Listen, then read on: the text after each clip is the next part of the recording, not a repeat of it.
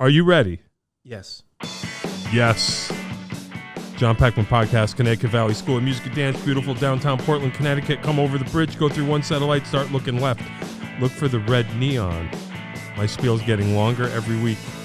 Got to park in the street. Full of Yui. Be careful. Watch out for the police.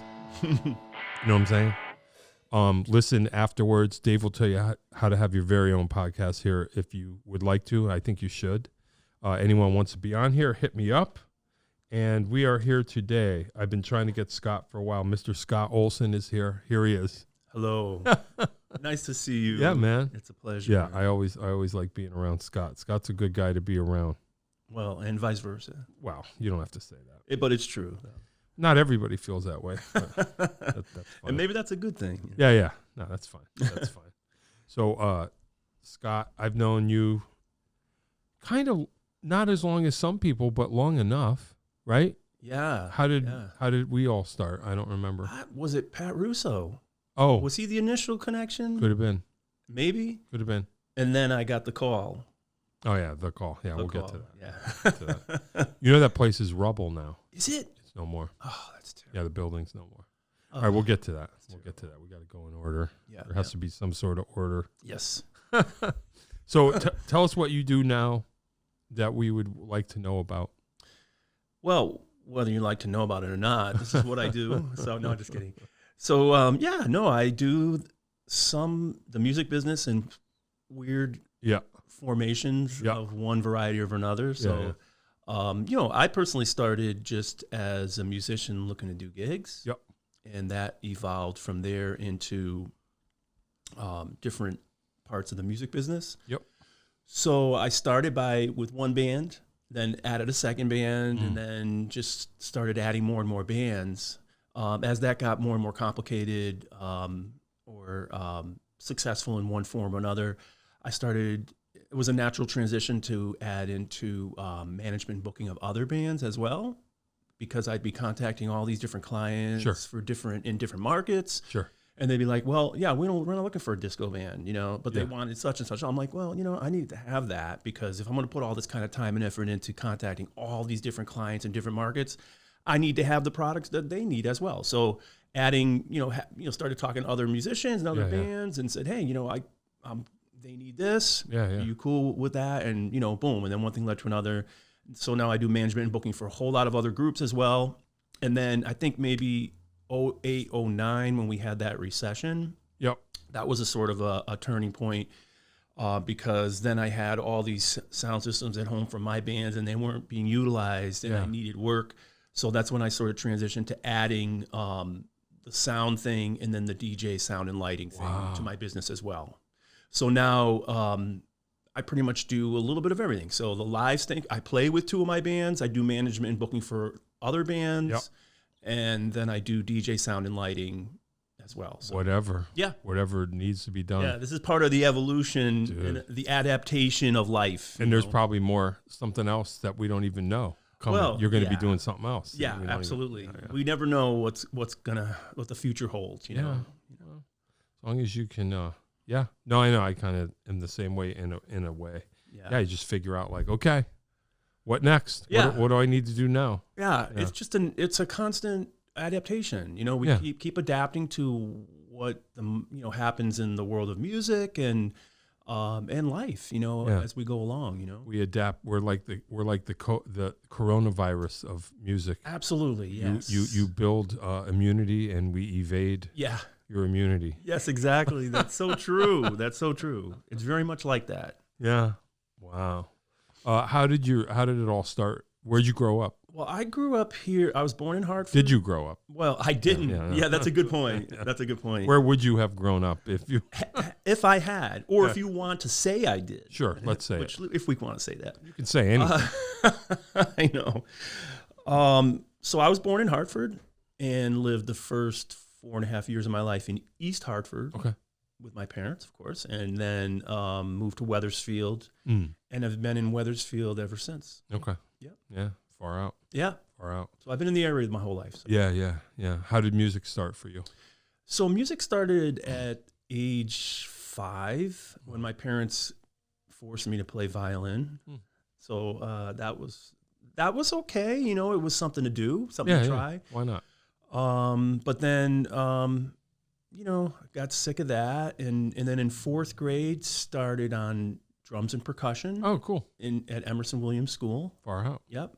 And then a couple of good friends of mine were playing trumpet. So 5th grade, I made the transition to trumpet. Hey, that's cool. And loved it, and been playing it ever since. Oh, all right. So you found your way. Yeah, trumpet was. Yeah. I had a connection with that, and that just felt good to me. Yeah, so, that's cool. Yeah. That's cool. So trumpet from then on through school. Yeah, and then I stuck with trumpet through high school, played in the marching band, played in the jazz band in junior high, and then I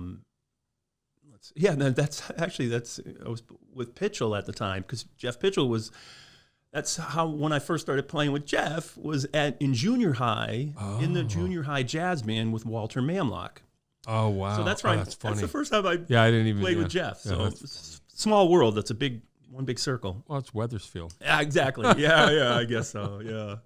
So then continued on with marching band and concert band in high school. Unfortunately, the jazz program there had been discontinued.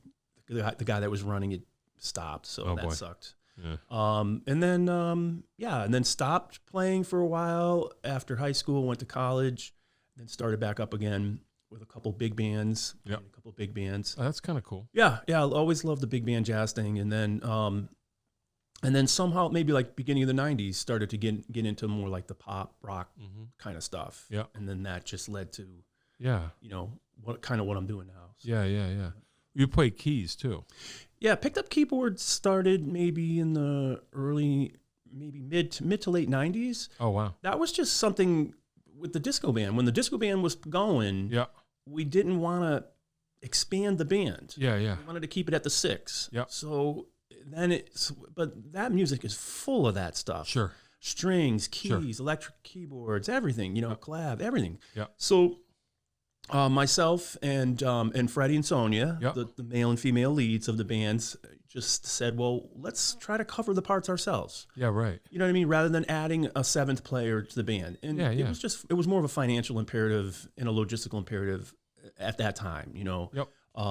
That's led me to do that. And it's been a blessing, because although that's not my main instrument, it's been a really eye-opener for me in terms of being able to work through harmony, and hear things that I wasn't hearing coming from just a melodic instrument. Right, gotcha. It's helped me sing backup parts, that's cool. Harmonies much better. So you're getting into polyphony now instead of just the one thing. Yeah. Absolutely, that's cool. It's been a big eye opener. So hey, why not? Yeah.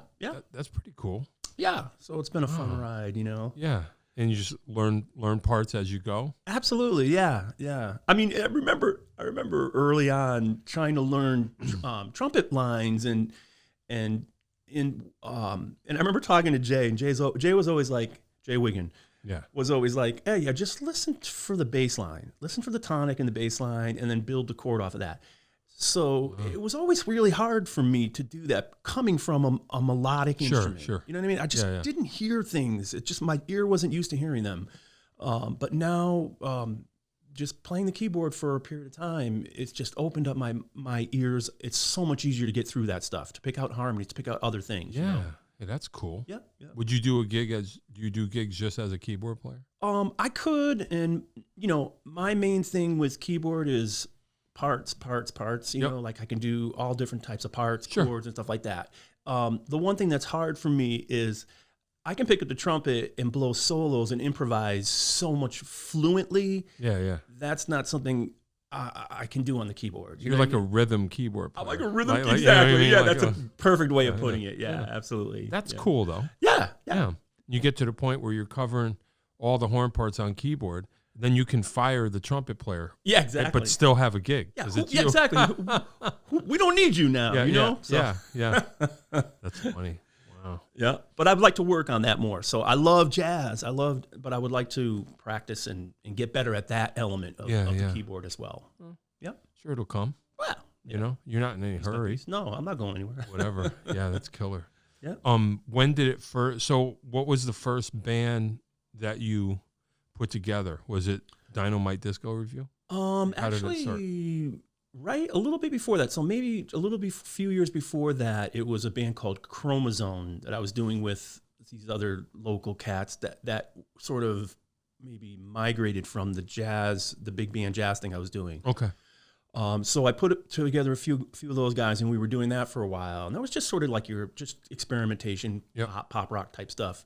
And then that sort of morphed into a band. What the hell was it called? Excuse me. What the heck was that called? You can say okay, thank you. Then it became anything up to F word you can say. That's fine. Fun. Okay. Yeah. All right. Exactly. And then that was fun. No fun. All right. Okay. All right. We'll keep it clean. But then it was a band called Face Value that morphed into, which was designed to be kind of like a wedding band at the time. Okay. And then that group sort of changed into what became the Dynamite Disco Review. And this was like when? This was like maybe 92 to 94. Okay. Yeah. Then you're like, oh, hey, I can see it. I can visualize the disco band. Yeah. Oh, and then also right when the disco band was starting, I was also I had a Chicago tribute band. Okay, sure. So I was doing that and starting the disco band. Also, I was playing with another soul band out of Waterbury area called the Soul Exceptions, which was kind of like an old school soul band. Yeah. With Ed Friedman on sax at the time. And then what else was I doing? Oh, yeah, I was doing an original band, which is called The Watchmen, with a ska band. With that's where I met Jay. Oh, okay. And Brian Caudle. Oh, okay. Yeah, that's where I met those two cats. It all makes sense now. Yeah. And so it was just a really weird mix, amalgam of different guys in different bands. Yeah. Many of which sort of, as they sort of petered out, I would just grab those, continue them and bring them into whatever was working at the time. Yeah. For whatever reason, the disco band, I don't know, man. I didn't see that lasting, but it took on a life of its own. Yeah. And it just took off. And man, that's been one crazy ride because that's been nonstop since '94. That's crazy. Yeah. And so what was the idea? Like you were like, we're not just going to be a band because it's kind of like it's like a show band, right? Yeah, definitely. That's how you think about it. Yeah. So like wigs, costumes, the presentation. Yeah. You figured this is going to get us the gigs. Well, that was a crazy time. It was a very formative time for me musically. Yeah. And it was a time of experimentation. And just throwing things up against the wall, seeing what works. Yep. I was doing, 4, 5, 6 different things. And I was also doing a Steely Dan tribute at that time called The Royal Scam. Okay. With a whole bunch of cats that were really great. But, so a lot of times, like all these great ideas, for whatever reason, they just don't, last. Yeah. For whatever reason, whether it's the group of people, a blend of people, whether it's what's going on in the markets and just... Yep. Management. I mean, there's so many different factors that influence why bands evolve and not, and why some just fade away. But there was something weird about that energy. I mean, I think we were on that sort of like, we're always on that 20-year cycle. Yeah. Where we sort of, it takes like 20 years before we can appreciate the era in a different way. Yeah. So, when we first started the 70s things, it was just out of love. We were just like, oh yeah, remember K-Tel and had Theo Griffin was the lead, the male lead at the time. Okay. It was just like, oh, this is so fun for us to sort of re-examine all that stuff that we grew up on. Yeah. But at the same time, there was at that time when that music first came out, it was a very small window, that disco in that late 70s, early 80s. Yeah. And there were a lot of people that were, against it. It was the disco sucks movement, and there was a lot of counterculture things tied in with that movement. Yep. So I think what has to happen is a period of time needs to pass before you can re-examine it and see it in a different light and see it for what it was as opposed to all the other stuff attached to it. Right. Right. So here we are, we're in the early to mid 90s and people are looking back at the disco thing saying, well, I hated it back then, but man, I'm loving it now. Yeah. I love to go out and dance to it. It's just fun music, like unlike anything else. Sure. So I think that was the big reason why that lasted that long. So it was just the right time to kind of reassess. Absolutely. Yeah. No, I hear you. I was a disco kid. I was young enough. I was all in because I didn't know any better, and I liked it, and it was cool. I might have said this before in another podcast, but I used to practice drums when I first was getting serious. Mm-hmm. I had the Saturday Night Fever soundtrack, and I just would play to that, and then realize later that like guys, they were starting to probably cut all that to a click. So I was playing along to that. So I was really, I mean, nothing against other things, but like, if I had just played to Rush records, my time wouldn't be as, and I realized later that was a good thing. Absolutely. Like I played that a lot and I was totally into it. Yep. And then of course immediately disco sucks, and I'm like, yeah, disco sucks, whatever. Yeah. And then it comes back. I think it was just overexposure, like anything. It's not like it sucks. It just it was so pervasive that people were just, it's easy to diss whatever is the hugest. Absolutely. But then when you get down to it, you're like, yeah, but who doesn't like it? Absolutely. Yeah. I mean, it was, and that's exactly what it was intended to be. I think the original artists that were doing it at the time, who knew it was going to get that big too? It wasn't like, that's a good point. It happened. Yeah. And then of course the big, icon of that movement was Saturday Night Fever. Right. And the soundtrack of that became so huge that I think that it just took, and I mean, obviously the Bee Gees were a big part of that. Yeah.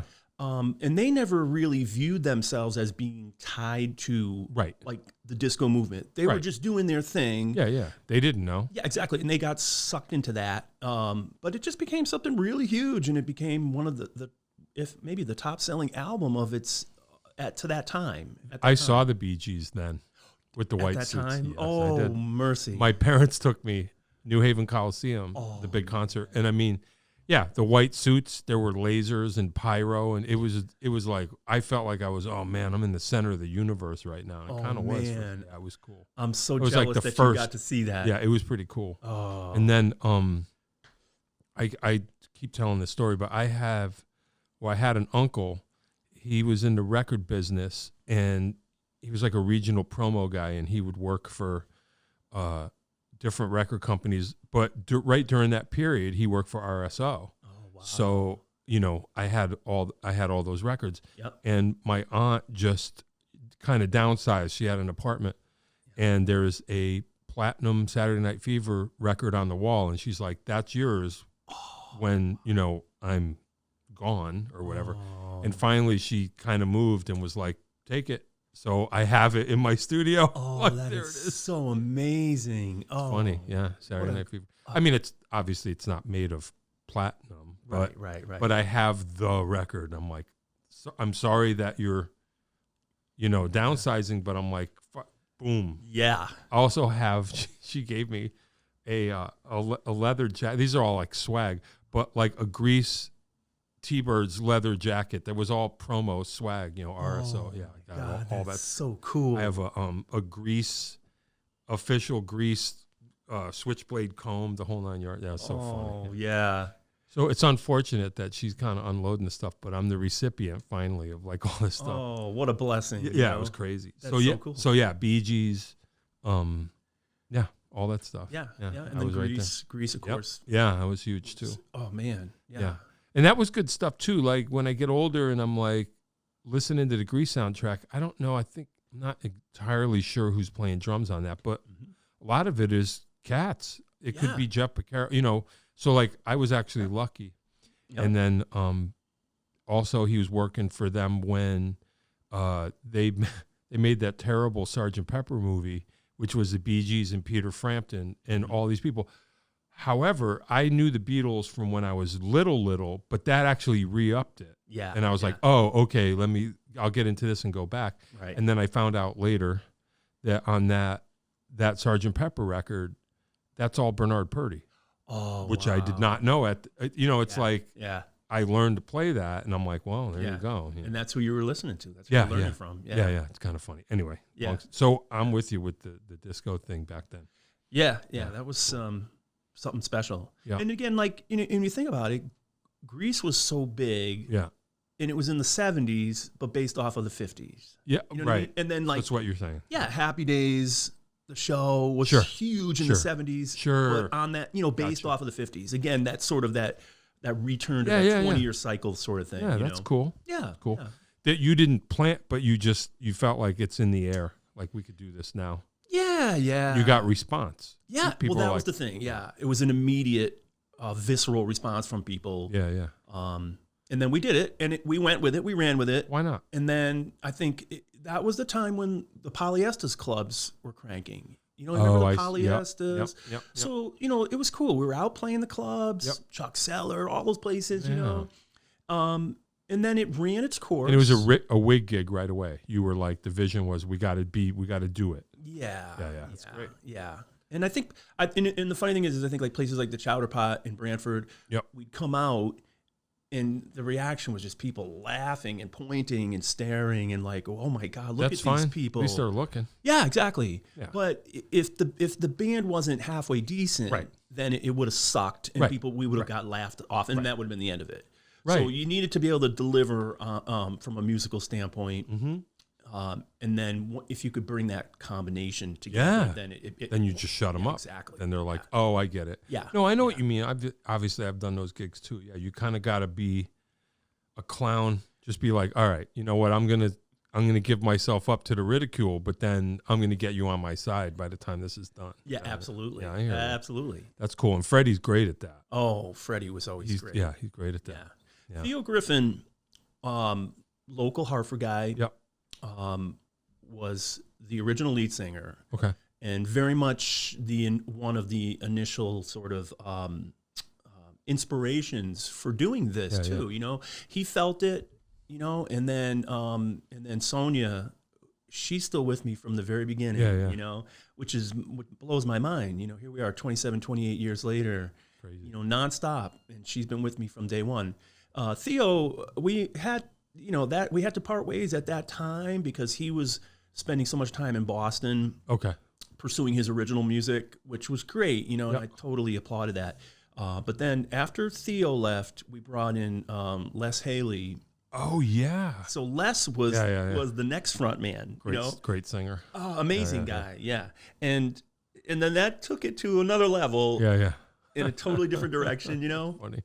And then so he was with us for a while, and then Freddie came in. Okay. So Freddie was DJing up at Geraldine's, the old Geraldine's at the time. Sure. And so he would be mixing us for all of our shows there with Les, Theo and then Les.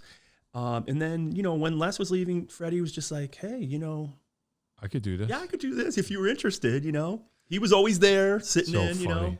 Yeah. And then it became, the Freddie presentation for a good number of years. Yeah.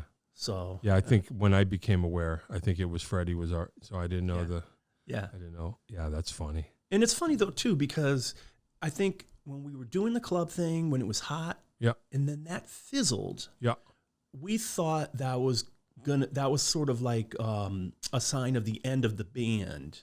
When it kind of lost its enamor in the clubs in the early years. Yeah. But that's not what happened. What happened was it was just making its way through different segments of the population. Yeah, sure. You know what I mean? Like a virus. It was like a virus. It spread. You know what I mean? Yeah. And then, who you have in the band, also influences how the presentation. Yeah. So I sort of went from like the new craziness of Theo with Les. It stayed funky, but we were getting into doing colleges and prep schools and doing, going into different markets. Yeah. Just again, that adaptation to what's, where you can go and do what you do. You know what I mean? Yeah. And then when Freddie came in, it opened it up to like a different group of people, and we were starting to do more weddings and corporate. You know what I mean? So it just, the people influence it, but then also the timing of how that enthusiasm for that music evolves and changes and moves through different segments of the population. Sure. Well, there you go. People who were with you in the bars now have the corporate gig, and they go, get those guys. Exactly. Yeah. Exactly. Yeah. Sure. Yeah. Yeah. So that's cool. Allows you to keep doing what you do. Yeah. And then you'll be playing retirement communities if you're not already, which is fine. That's fine. Oh, Why not? yeah, Hey, yeah. man, whatever. I know. This is what we do, you know? No, you're right. Yeah, you Yeah. and it comes from, you know, you got to have a love for that music. Yeah. Otherwise, you just wouldn't keep doing it, you know? Right. Yeah, I don't mind it. Yeah, I there's never some minded it. fun stuff about it that Yeah. you just, you know, just that visceral live, let's just have a good time and Sure. dance and have a good time. Right. Yeah. No, I agree. It's kind of a sure shot if you can kind of get over yourself. Absolutely. I guess the people need to get over it and just go, look, the bottom line is, like you say, if you're in a bar or you're in a club or you're at a party or you're at a wedding, you just want to boogie, have a good time. Absolutely. So, like, let's just do that. Yeah. And that was the genesis for that music. I mean, Studio 54. Right. It was not about, Yeah. hey, let's get real serious about this. Right, It was right. about, hey, let's lay down some grooves Yeah. that we can all dance to and have a good time on the dance floor. Yeah, that's killer. That was the main initial thing. But I do think though that a lot of the music that is connected to that era was reassessed by a lot of musicians afterwards as time has passed. Yeah. And one thing that that kind of like connected that music to that era, one nice thing are the rich vocal harmonies. Yeah. The rich arrangements, the string arrangements. Yeah. And I think musicians look back afterwards and say, hey, it was a little bit more than that. You know what I mean? You know what I mean? I think people look back and they said, oh, wow, you know, there were a lot of good things about that music of the disco era that connected it to, you know, the rich harmonies of so many bands of that era that, you know what I mean? So I think You ready? it changed a lot of things. You're right. And here's my theory. Those guys were just adapting too. So you had like legit, really good, but they're like disco. Okay, we're going to bring it to this. So what? If this is the beat, but then yeah, you get people that they're loading in. Yeah, absolutely. Yeah. Yeah. And you saw that, and then you see a lot of the nods to it, like the Stones, Miss Right. You, and Oh, a yeah. lot, you know, the Sure. Grateful Dead, you know, Yeah. Shakedown Street, you know, so you see, you You know see my thing? I always tell people occasionally will just post this on Facebook to remind people. Not that I care. I just think it's funny because Pink Floyd is like, you know what? I hate Pink Floyd. I'm just gonna say it. I don't. It's not my thing. But I have to laugh because sometimes I'll just troll people and I'll go, "Another Brick in the Wall" by Pink Floyd. It's a disco song. Fight me. Yeah, it just is. yeah, Even yeah. they were like, okay, we need it, and it was the biggest hit of their. You know what I mean? Absolutely. But like even when I was a kid, I would get confused because I was into the Wall because I think we all kind of had to be. Yeah. I was like, oh, let me try this out. And I'm like, oh, okay, so this is the anti-disco, and then you're like track 5s, you're like, it's a disco song.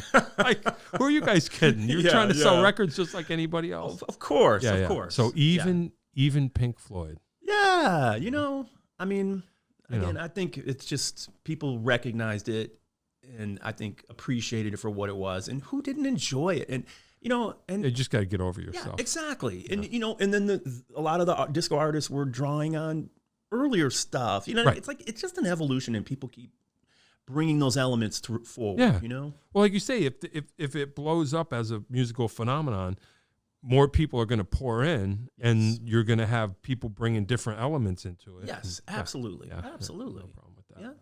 Yeah. And then, when did the Glamour Girls? How did that happen? Or was there something else in there that Yeah. how did it all go? So once the disco band, once I got through that era, Yeah. that passed through that segment of the Soul Exceptions and the Watchmen, where I met Jay, and the original stuff that I was doing, and then the Steely Dan tribute band, which was called the Royal Scam at the time. Sure. So once it sort of evolved, and a lot of in the Chicago tribute sort of like, kind of dissipated, and the disco band started to emerge, Yep. then, it was just, I was down in Texas. Actually, we were down in Texas doing a gig for my cousin who lives down there. They have a law firm, and they were hosting a bunch of people from Fort Hood over to their ranch. Yep. And they would do that periodically. So my cousin Carol said, you know, you guys got to come down here because they're going to love you guys. And, you know, so they flew us down there. We did a couple gigs for them out there.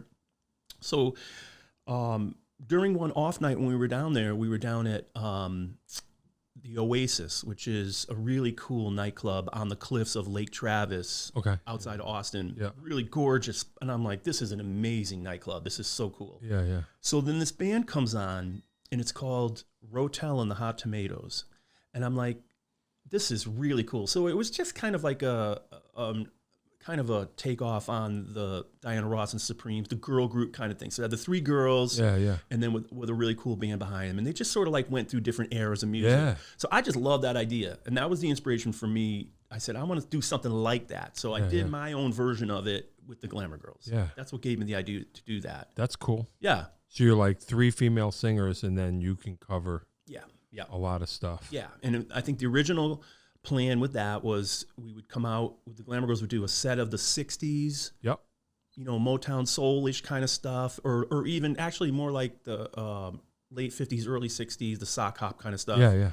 Evolved into some of the later poodle 60s. skirts or whatever. Yeah, exactly. Yeah. And then go into a set of the 70s and then a set of the 80s. Beautiful. So that was the concept. Perfect. You know, it changed as time went on, and it started to get mixed up in different ways, and adding some newer stuff. And then going back and doing some of the older stuff, but that was your initial concept. Yep. Yeah. 3 sets. Yep. 3 decades. Yep. Absolutely. Far out, and it worked. It did. It did. It really. Out. Yeah. It was really a lot of fun, and that was like maybe right around 99 to 2000. So Disco Band got going around 94. Yeah.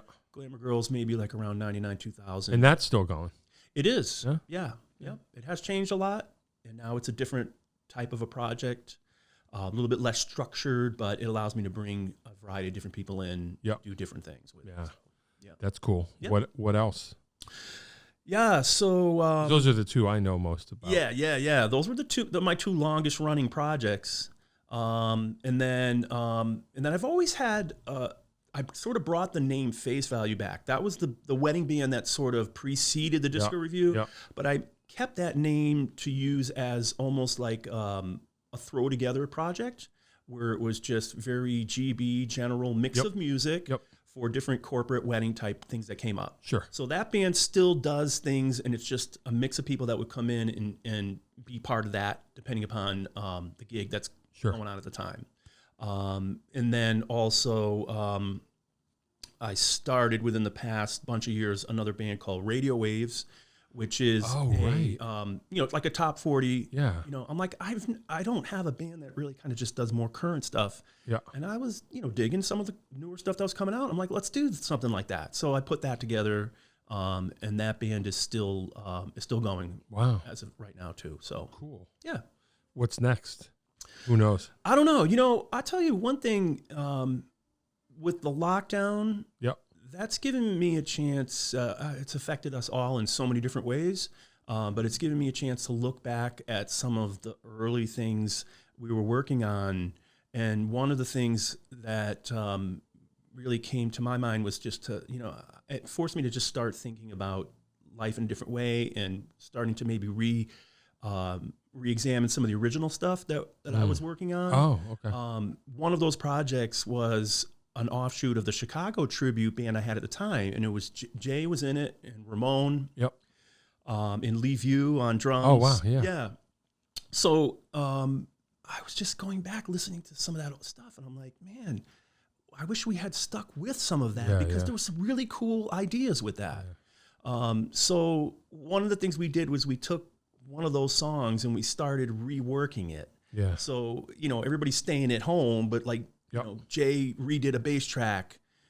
I did some keyboard parts. Lee View laid down a drum track, and we started to bring that together. We had somebody lay down a vocal track. I got Pat to do a guitar because Ramon, of course, is passed away in April of 2019. So Pat Russo laid down a guitar track on that. So I started to work on that stuff again, and just so that's more of where I feel like I need to do more with. I mean, I'm still doing everything that I do, doing the DJ sound lighting stuff. Yep. But yeah, that's something I really want to, get back to working on, Why not? Yeah. That's cool. Just feel like that's in me that I need to work on that again. So. Yeah. Wow. Yeah. That's a lot of stuff. Yeah, man. It's, and it's hard because, you're doing other things. You're dealing with families. Stuff, and trying to balance it all together and do the best you can, Yeah, well, try to have fun along the way, Yeah, definitely. When did you Did you go to school for, like, when did you get the business head and just say, you know what, I'm going to start running stuff? How did that happen? Because a lot of musicians, you know, we play, but we don't think like that. Yeah, yeah. And I was the very same way. And that was a really tough time. So in that transition period from all those bands I was doing to starting to do the disco band, as the disco band started to go, I think we all saw this huge potential. Yeah. And we thought, we're like, wow, we're feeling a lot of love and we want that to continue, you know? Yeah. So, but at the same time, in those early formative days, it was really chaotic, you know what I mean? And there was a lot of tension amongst everybody about who's going to lead this? How is this going to work? Yeah, yeah, sure. You know, and there were a lot of chefs in the kitchen, so to speak. But everybody was trying to just do their part to help make it work. Yeah. But it was starting to get a little bit fragmented, a lot of tensions among people, you know. So I think that was a pivotal point for me to say, hey, look, okay, I'm the one that got everybody together. Yep. So I feel it's my responsibility to step up and make this happen as a business. Okay. So yeah, that was the point at which I just said, look, okay, I got you guys together. Yeah.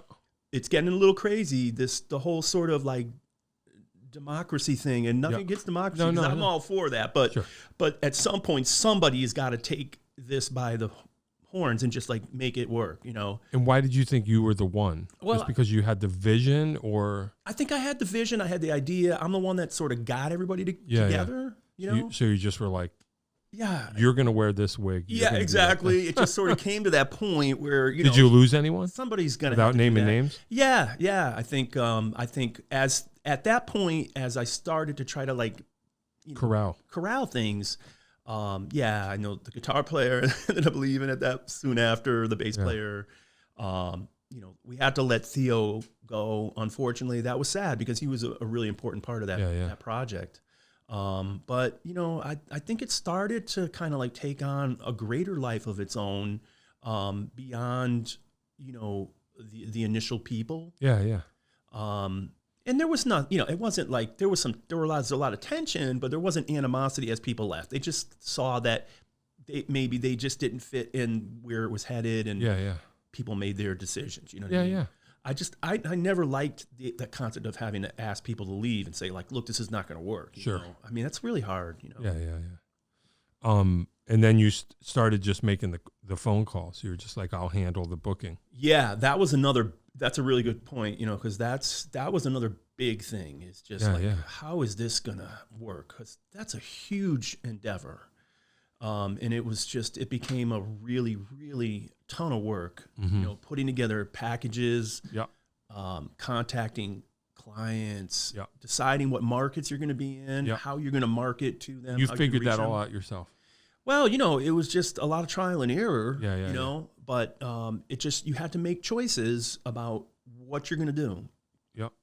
So, yeah, it definitely started with the club market, working that. And then it moved to the prep schools and the colleges. And then it's just working that market, working it. And then, you know, and then I think then it does reach a point where things start to take on a life of their own. Yeah. And then as you become, you know, more and more known and popular, then people start to contact you. It takes a little bit of the pressure off, you know. But you just got to turn that wheel. Exactly. Yeah. And it wasn't easy though. It was hard. I bet. A lot of work. Did you feel like you were good at it? You were just like, I'm going to be the dude. Well, I mean, I just felt like if I didn't do what I did, I don't, you know, I just didn't see it. Yeah. No one else was. Yeah. Nobody had the time or the inclination to do that. I think. Yeah. You know? Wow. Did you ever picture yourself? Are you surprised that you're a leader? I don't know. I guess in a way, you know, I went to college for business. You know, my dad, you know, had an entrepreneurial spirit. So I think I got that a lot from my dad. Yeah. You know, my dad did that. He went to University of Hartford. I ended up going to University of Hartford. I was a marketing major. So I had a business sort of education, you know, in that sense. But it's a different world when you're, you know, trying to apply it, you know, particularly in a challenging industry, you know. Yeah. So, And then, but then I went to grad school for history and was going to go into teaching. So that's where I was headed. Yeah. But then realized that, music was in my heart and I had to find some way to do music more. Yeah. It had to be a bigger part of my life, And you're glad that you made that decision for the most part? I mean, I don't know. I mean, you always wonder, Yeah, would I have been? Yeah. And why should I have done that? Should I have gone a different, you know what I mean? It's like, you always question that I guess stuff. it depends on what you want. Yeah, it is. But again, I just feel ultimately though, I always felt like I had to find a way to do this more because I felt like it was the most fun and exciting thing. Yeah. And I had to just find a way to do that more. That's cool. Yeah. So very gratifying. So it did work out. I think so. Yeah. Wow. Yeah, that's kind of cool. I mean, not everybody has that vision, like you say, I guess. Yeah. So you get to play and be the leader. Yeah. That's pretty cool. I think really what it came down to was getting involved with the business side of it to ensure the enjoyment side. Yeah. You know what I mean? It was just, it was like, well, there are certain financial realities that enter your life when you get to a certain point, and then you're like, whoa, how am I going to balance this with this? And that's where, the careful financial management of what you do, I think, becomes more and more important. I think what you're describing is growing up, yeah. which is something I kind of know what you're talking about, and I kind of. I know. I think there's always going to be that element of immaturity, I guess. When as musicians, yeah. Well, tough. That's kind of cool though. Playing all sides. Yeah, man. Yeah. Nothing wrong with that. Yeah. You're just gonna keep going. Yeah, Why not? I think it does give you options. You know what I mean? It gives you options. You can make. Yep. You can take a little bit more direct control of what you're doing and the direction you're going. You're more comfortable in that role than being a passenger. Yeah, absolutely. Yeah. Well, there you go. Yeah, definitely. Cool. Yeah, that's wild. Yeah. I don't want to run out of time. I mean, do we address disco hell or do we just let it be unsaid? Because I think, and this is no judgment of culture, but I mean, we'll be canceled immediately. Like I can't even, there's nothing we can even. Well, I think we can touch on it superficially, and I think that's, without going into too much, but it was, that was awesome. It was pretty funny. Awesome. I mean, yeah. So I have my own, well, I didn't have my own, but I belong to another disco, conglomeration, affiliation or whatever. And we ended up out of the ashes of that whole thing with like one gig in Worcester on a Sunday. And when the first version of that fell apart, I was like the last one. I was like, well, let me see if I can pull in. And I called you. Yes. And said, can we, just to see, just because I was like, well, and, so there was that period when it was like one big happy thing for a while there. And we got some mileage out of it. Oh, then Luther showed up, and it's kind of funny. So the original Disco Hell, before you guys, it was a phenomenon in and of itself.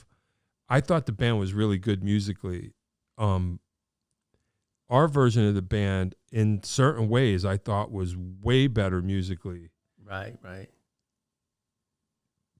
But they both had, I don't know. It's hard to explain, but it was funny. Yeah. We had a lot of good the times. stories I heard about the earlier. God.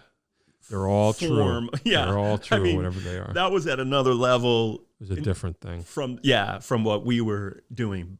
But here's the funny sort of juxtaposition on that is that was at another level compared to what we were doing with the Disco Review. Yeah. You know what I mean? So for many of us that were in the Disco Review coming into doing that, that was like... It was like, oh, wait, I don't have to wear pants? Right, yeah.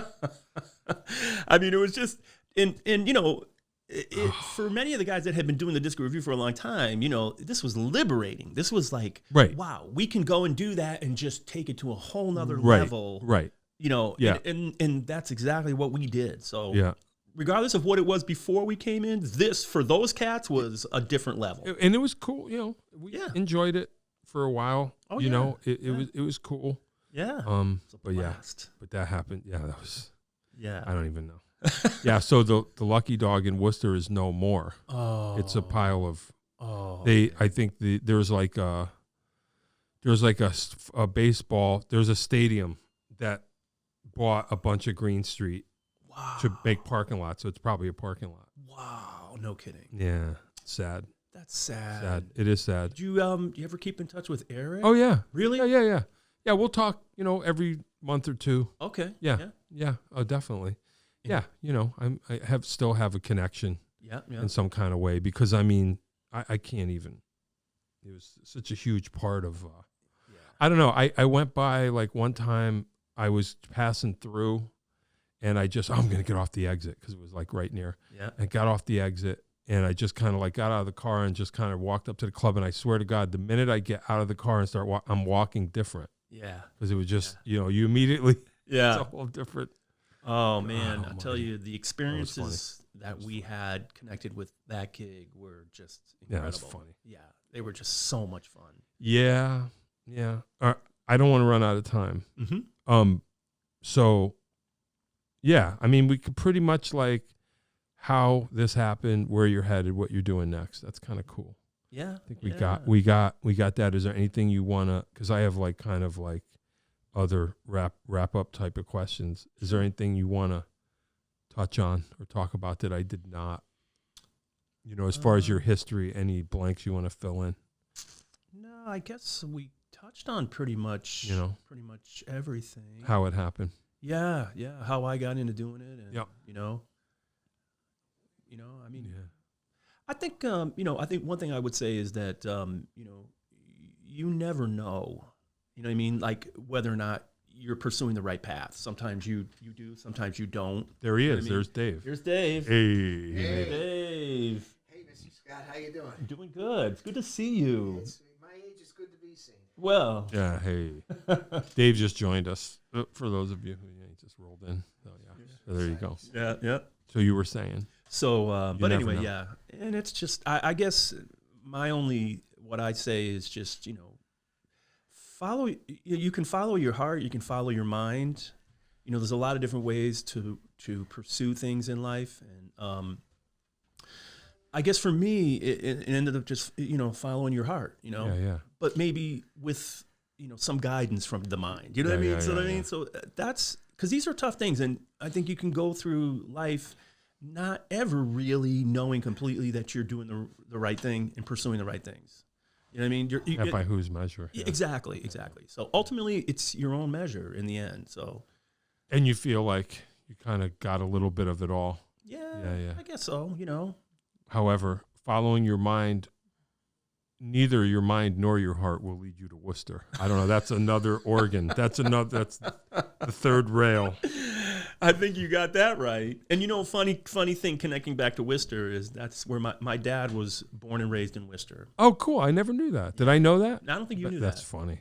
So for me, when I would make those trips back, trips up to the Lucky Dog, sure. And it would always be a reminder of, his parents are buried right in the cemetery that you pass right on 290 there, Yeah. So they're buried right there. Wow. And my dad grew up on Winslow Street in Worcester. And so that's a big part of my family lineage. That's too, cool. So, I didn't know that. Yeah, that's cool. Yeah.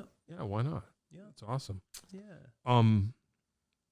Cool. Well, yeah, I'm glad that all happened. Because nothing can take away like you say, in the end, when you look at it, you're like, oh yeah, that was 20 years ago also, by the way. Oh, that I can't be. I can't be. That's it seems like it's still going on somehow. Yeah. Crazy. Yeah, that's nuts. But you can't undo the memories. You know, I just like, know. okay, it happened. Yeah. You know, it happened. It Yeah. definitely happened. Oh, it was a blast. What's your much fun. funniest memory? Can you say it just from your perspective? From the Lucky Dog? Yeah. Like, what was the thing that you were like, I can't believe this is happening? All right, I gotta say, well, there are multiple things, but one sort of vignette is the time when was it Junior? Yeah. Junior. Oh, yeah. So Junior, this dude used to come and see us, and I know it just got crazy. There was that skeleton. Yeah. Okay, the That was it. skeleton. Yeah. That's me. And there was a piece of that, and Junior, I just remember Junior throwing pieces of that around. Yeah, sure. And I just remember one girl was up in front. She's leaning on the edge of the stage, and Junior threw it, and it hit her right in the side of the head. Oh, sure. Yeah, and she just like turned, and then she was just like, just right back at it. You know, Oh, it's yeah. like, you know. It would not be unheard of to Yeah. get struck with a bone. Yeah. I'll never forget that. And I was thinking, oh my God, is she okay? She was okay, I guess, you know, but I mean, that was just one of the things. And then one of my favorite parts are your introductions. Oh, yeah, Because, sure. you know, we always Yeah, we did used to work on the intro. our disco intros, you know, but you took it to another level. Yeah, I was on another level. Yourself- Yeah. Oh, yeah. I mean, like, oh, Mary, you know, Yeah. but I loved your version of that, Yep. and just the names, how you choreographed that, to me made that just start off in such a great fun way. So, Yeah, I guess. brilliant. It was brilliant. It was Oh, brilliant. thanks. I loved that. Yeah, it's kind of Very creative. Yeah, thank you. Yeah. So you set the tone for what that became. Well, I was Even carrying with on that the group. tone. Yeah, Yeah, the yeah, original. yeah, We yeah, set yeah. the tone, and then I kind of. Yeah. But then by the time you guys were done, like pissing on that hydrant, it became, you know, like everybody had a whack at it. Yeah. And then Yeah. so it became like Luther brought it to a whole other thing. Oh yeah. But Yeah. all right. Desert Island albums that you love, albums that you would listen to. Wait, somebody told me another way to phrase this question, but I can't remember. So I don't care. But are there a handful of albums that you would take with you? Yeah, I mean, You know, that would define you for us in Oh, some kind of way. man, I don't know. I'm so all over the place. Yeah, but, yeah. It doesn't matter. Kind of Blue Sure. by Miles Davis. You know, that's Yeah. one of my favorites of all time. Sure. And then so it would be like one from like, I don't know. I would try to take one of each genre that I Yeah, like. yeah, You know, yeah. I would definitely take some earlier stuff from like Glenn Miller. Yeah. You know, Yep. one of my best memories is my mother turning me on to a '78 of In the Mood. I mean, when I was a really young kid. I mean, and that was profound in my mind. Yeah, yeah. So, Of course. and then you know, I'd probably have some Zeppelin. And, Yep. The Who, and Mhm. so I would have a little bit of everything. It had some Motown. I'd have to have like I just Yeah, couldn't yeah, take yeah. one. I'd have Yeah. to have one within each of those genres that I love. You know, Sure. Yeah, that makes sense. I guess. Cool. Yeah, why not? Desert Island food. What could you eat every day without fail? Or what do you eat and you go, I could have this every day? Well, I'm a fruit head, Okay. so I got to eat fruit, Yeah. vegetables. I'm a healthy eater You now. know, that stuff's no good for you, you know. I know that. I know. Yeah. Unless it's organic. Oh, that's even Right. worse, isn't it? I don't know. I don't keep track. I don't pay attention. Yeah, Yeah. I got to have my That's great. natural fruits and vegetables. Good for you. That's my thing. Yeah. That's cool. You can outlive everybody. Well, that's possible. Or not. I don't Or know. not, I don't yeah. know. Or as George Carlin, I always loved.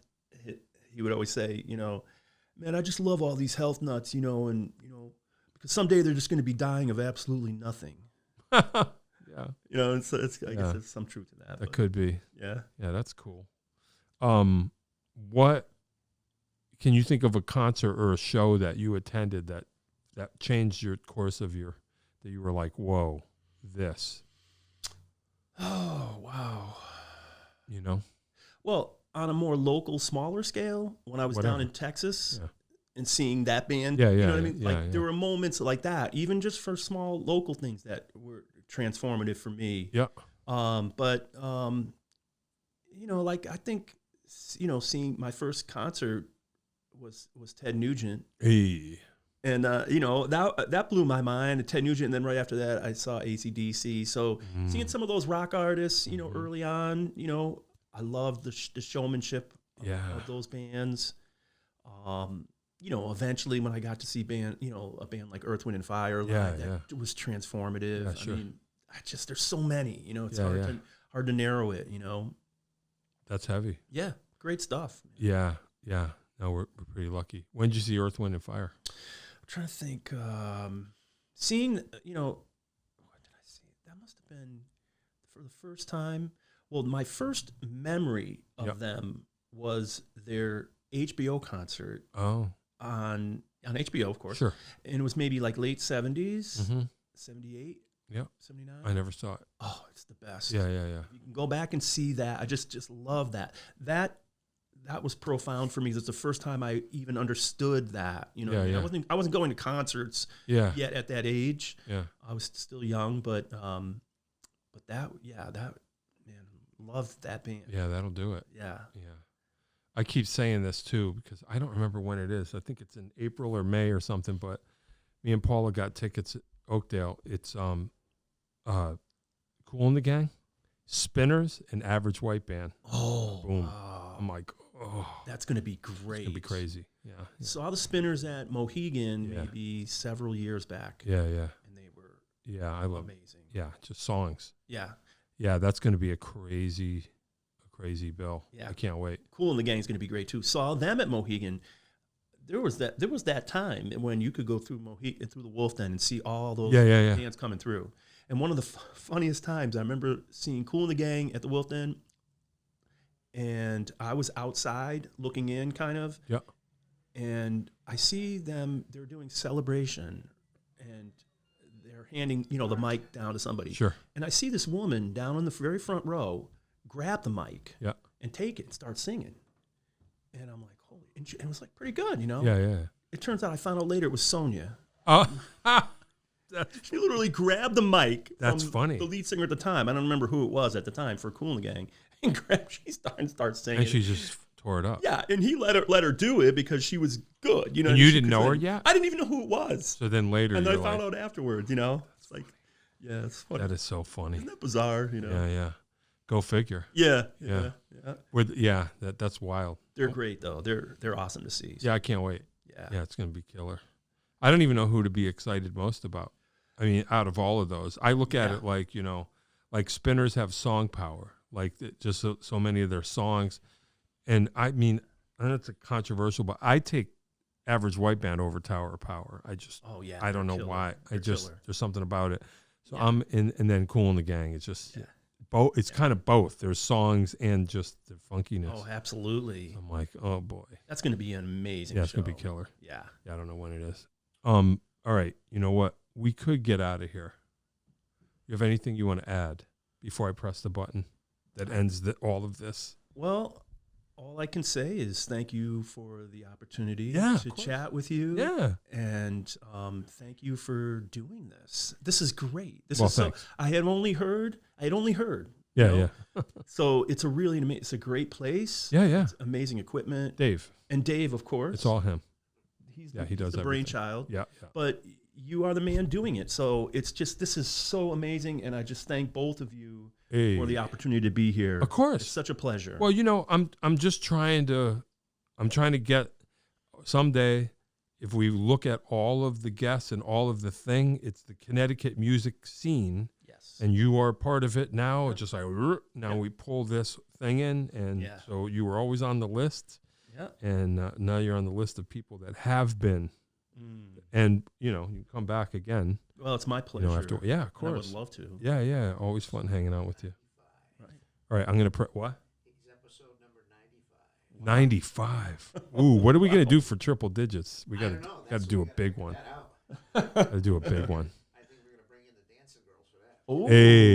Hey. Wow. Maybe disco review, man. Ooh. All right. That'd be fun, huh? All right. We're making plans already. Curtain back with the green screen. Oh, but all right. Okay. Oh, all right. I better go. end this before we get too nutty.